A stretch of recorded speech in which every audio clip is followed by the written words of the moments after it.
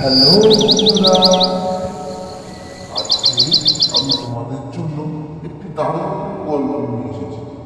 আজকে আমি যে গল্পটি তোমাদের সামনে তুলে ধরবো, রামু নামে এক কৃষককে নিয়ে। গল্পের নাম হলো হঠাৎ যখন একজন কৃষকের সাথে ভাগ্যসাপ।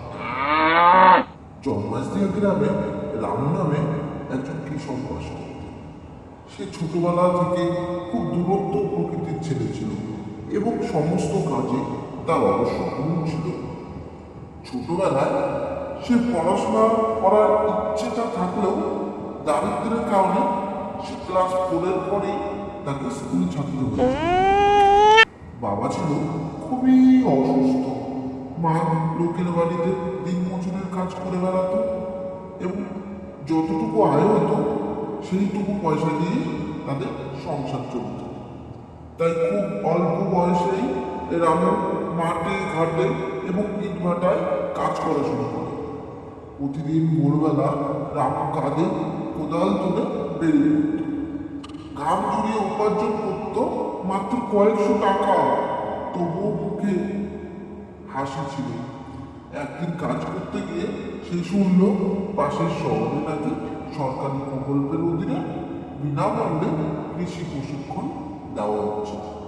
রামু ঠিক করলো রাতের পরিশ্রমের পর দিন শেষে সেই ক্লাসেই যাবে। সে নিয়মিত প্রশিক্ষণ নিতে শুরু করলো। শিখলো আধুনিক চাষাবাদ, শিখলো জৈব সার তৈরির কৌশল, এমনকি মোবাইলের মাধ্যমে বাজারে পণ্য বিক্রির উপায়। নিজের জমি না থাকলেও গ্রামের এক বৃদ্ধ কৃষকের খালি জমি চাষের জন্য নিল ভাড়ায়। মাসের পর মাস কঠোর পরিশ্রম করল রামু। ধীরে ধীরে তার জমিতে ফলন বাড়তে লাগলো। প্রথম বছরেই সে লাভ পেল আগের আয়ে 3 গুণ মাত্র। পরের বছর নিজের একটা ছোট জমি কিনল রামু। আজ রামু শুধু সফল একজন কৃষক নয়, গ্রামের অন্য তরুণদেরও সে এখন প্রশিক্ষণ দেয় কিভাবে পরিশ্রম আর জ্ঞান দিয়ে জীবনের পথকে পরিবর্তন করা যাবে।